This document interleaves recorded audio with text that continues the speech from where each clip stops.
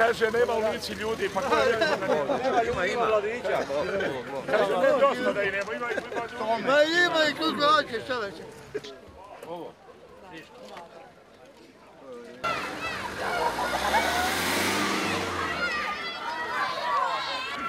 Ajde, vi šopiti ga, ajde. Evo ga. Mačin. Kladneš si Marija, živjeli. Kladneš si Marija.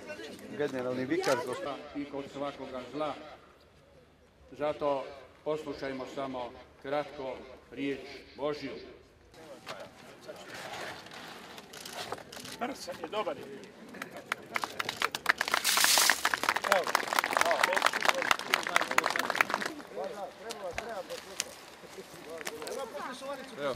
Evo. Slavek koji je da nazove.